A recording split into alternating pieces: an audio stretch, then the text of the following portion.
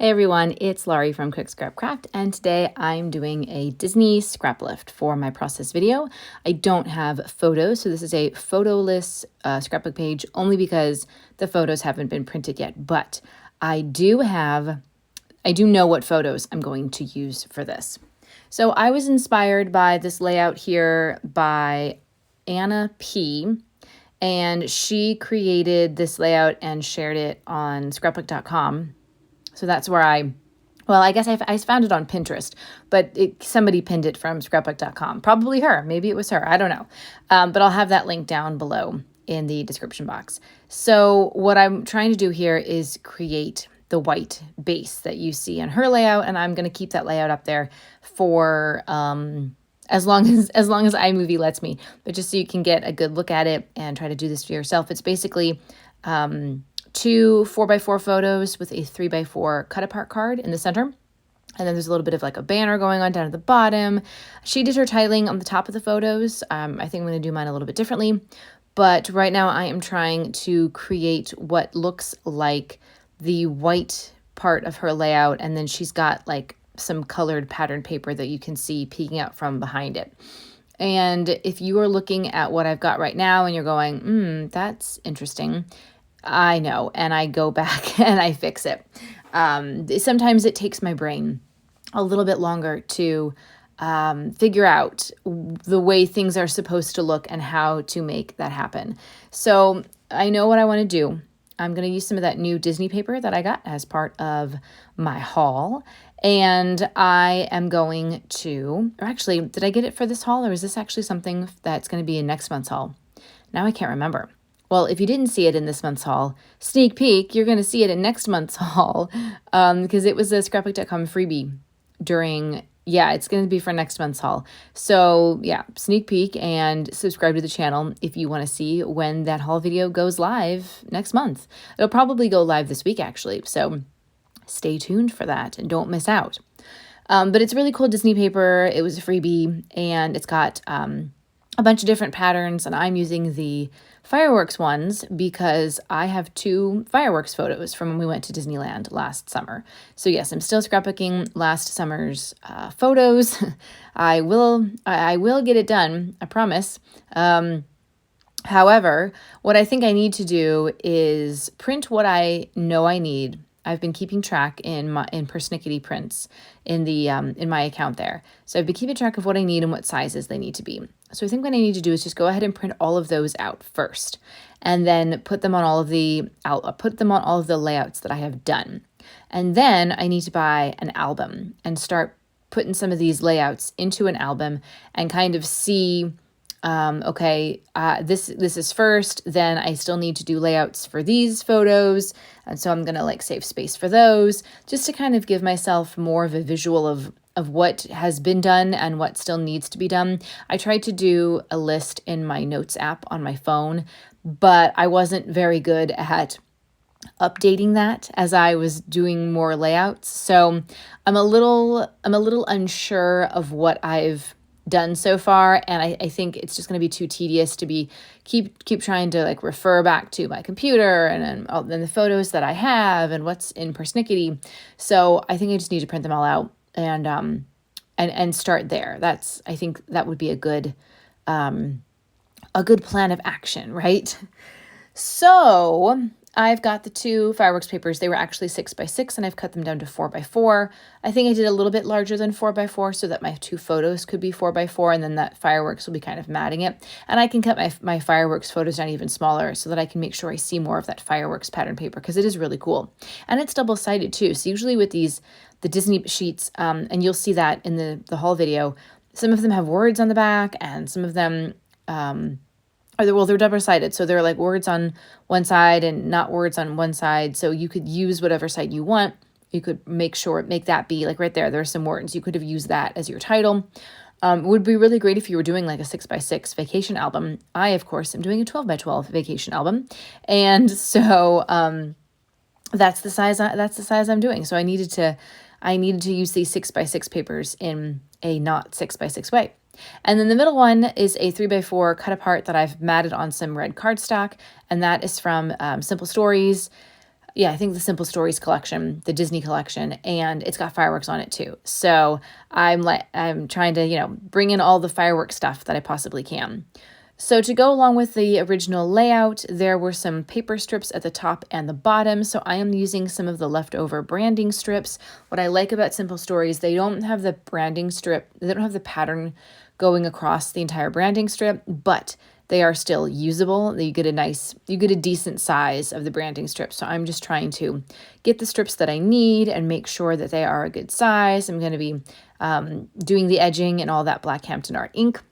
And I also, the middle things, in the fireworks stuff in the middle, I did mat that on some more pattern paper, just to kind of make it stand out a little bit more, group it together a little bit better.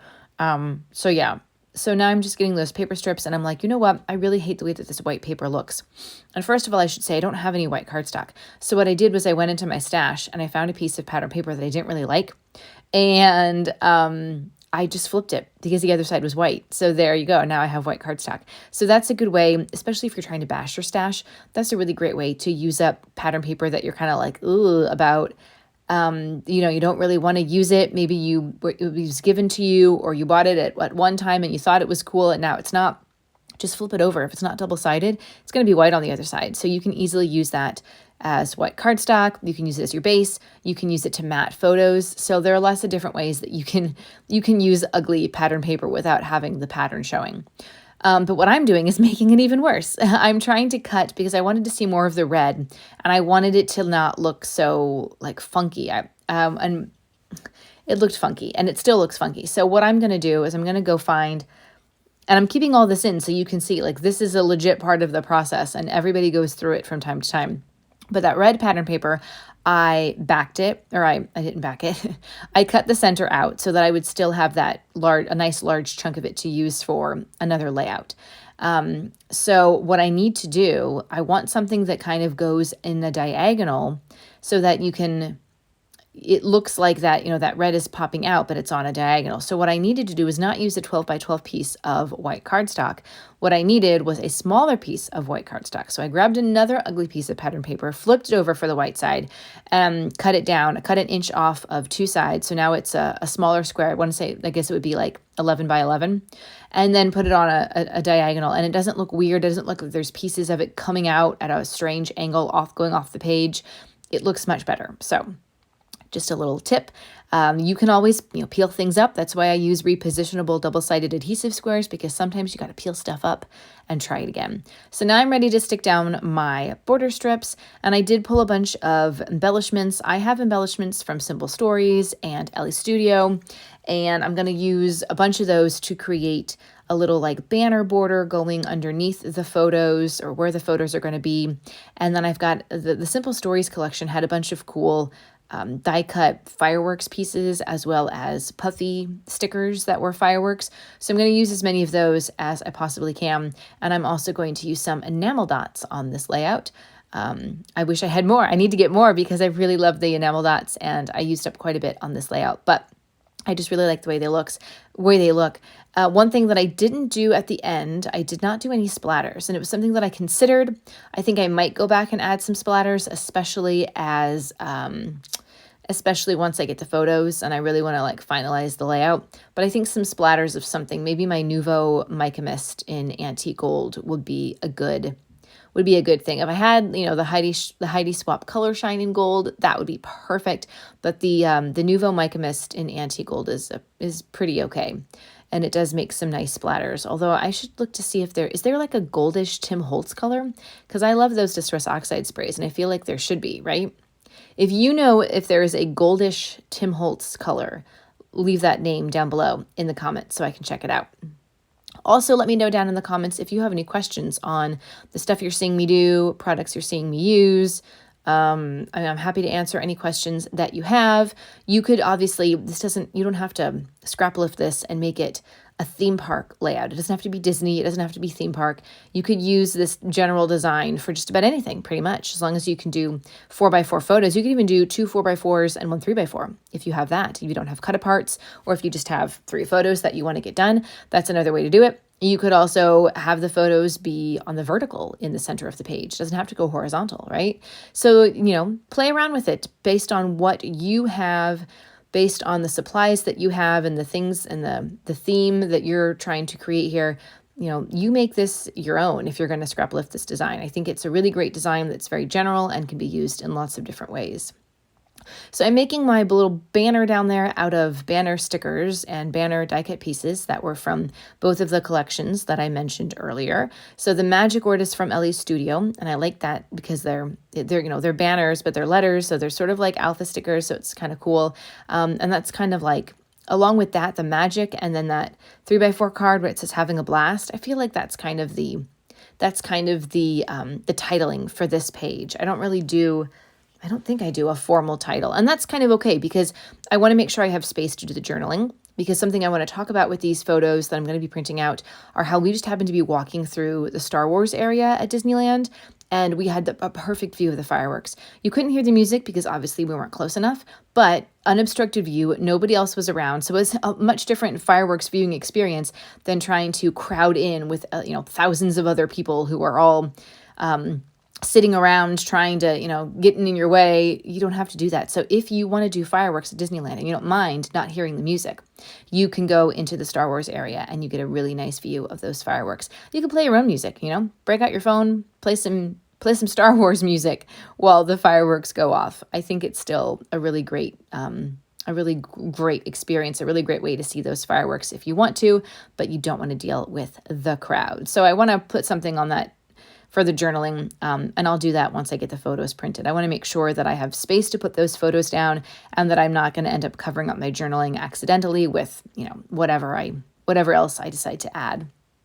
So I've got another little die cut piece up there that says something about, I think it says the best show, and I'm going to put some of those fireworks embellishments around it that I mentioned earlier. And then I've got some enamel dots. I'm just going to put 3, do, a big one, a medium one, and a small one to create little clusters of 3 going around some of these embellishment pieces. Of course, some of the enamel dots, the stickiness likes to stick to the plastic sheet. So I had to break out my glue dots, but that's fine. No big deal. Just something to keep in mind if you are also an enamel dots user. So I'm just trying to figure out a more placement for some of these fireworks, and I am adding some black ink to the edges just to make them stand out a little bit more since their background is white, and then there's a white background on the layout.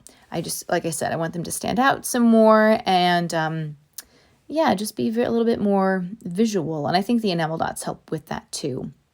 Let me know if you guys have been to Disneyland, or if you've been to Disney World, or if you've been to both, or if you've been to any of the international Disneys. I've been to Disney World many times because I went a lot as a kid. And I've been to Disneyland, and I've been to Disneyland Paris. But I'd love to go to, I think the Tokyo one would be really cool. And there's another one in Shanghai, isn't there? I think so. My husband's a big Disney fan right now. So anyway, I hope that this layout was inspiring for you, and that if you liked it, you give it a thumbs up, and that you also come back for more scrapbook process videos this week and next month. I'll see you next time. Bye.